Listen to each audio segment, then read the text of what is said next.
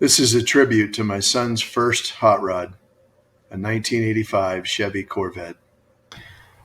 I tried to keep in mind when Lance wanted a Malibu Barbie Vette that if I'd gotten the same age car, it would have been a 57 Chevy.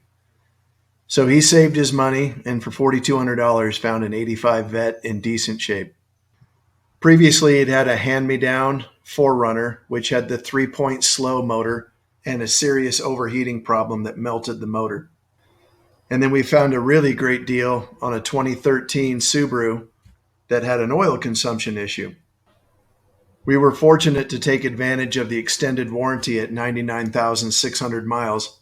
So after Subaru put a new engine in it, we sold it for a decent profit.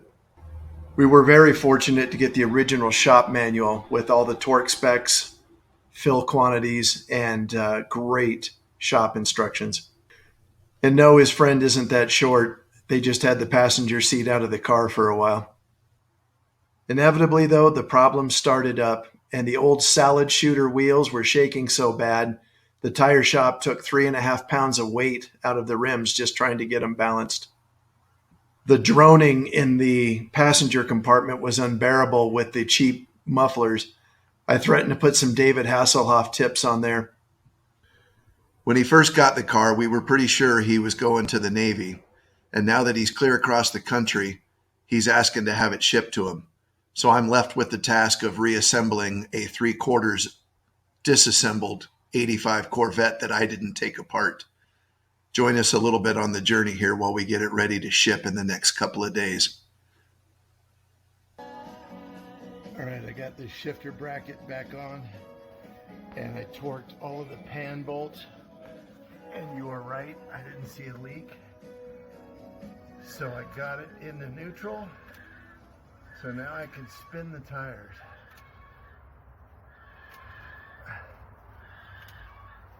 I've just got it on jack stand there and jack stand there. I hope those are the good spots.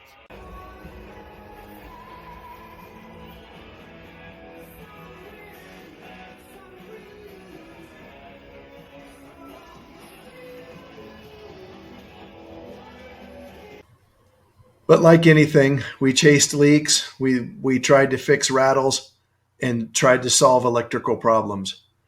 These gaskets are phenomenal, and all I did was put a little RTB on the side where we weren't using the dipstick and at the mains on either end. All right, the oil pan's out. This is gonna suck because I don't know how much you're gonna be able to see. But dude, the cross hatching is still on the cylinder wall. The cam lobes have the slightest wear mark in the middle.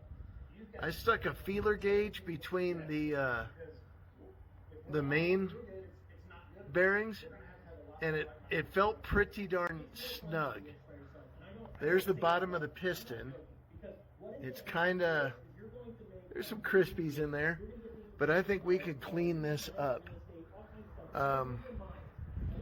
The oil pump, oh, there's a great shot of the bottom of the cylinder right there, and you see the cam, the bottom of the cam, and those TRW pistons. Everything looks good. The only pain in the ass is, of course, the gasket sticks to the... One of the most challenging was U-joints. Anybody who's worked on one of these C4s is well aware of the C channel that runs the length of the car. I don't recommend having to take that out. Working on solving the overheating problems, we ordered a new radiator. The national company that we ordered it from forgot to send the shroud and left the power steering pump loose in the box. You can see some of the damage top and center. Pretty sure this should have been in a second box. I don't want to throw this company under the bus, but if you leave me a comment and you're curious, I'll get back to you directly with who we ordered it from. There's nothing more challenging than trying to reassemble something you didn't take apart. Anybody who's ever wrenched on an L98 knows it was a rough time in engineering history with a weird combination of emissions, hot rod, sensors, plastics, and et cetera, et cetera. These new magnetic shop lights, boy, they're a dream come true. There was no way I was going to fit the passenger side Hedman headers into the engine bay without removing half of the AC system, the starter, and the motor mounts. So we put the stock ram's horns back in. I did miss this freeze plug on the driver's side though, and filled my garage with fresh antifreeze. I really didn't want to go roadkill on the headers with a hammer, so we'll just wait for another day. These Hedmans are a good quality product at a good price.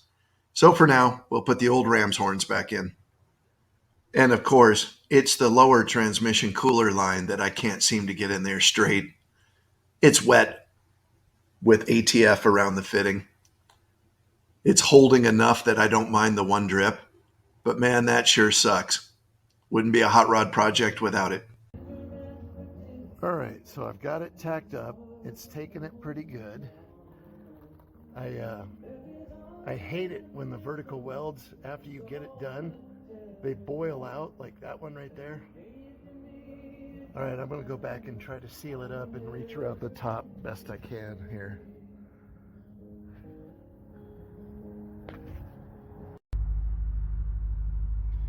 So temperature gauge doesn't look like it's coming up at all, and that doesn't seem right. I'm wondering if something got unplugged that we need to diagnose.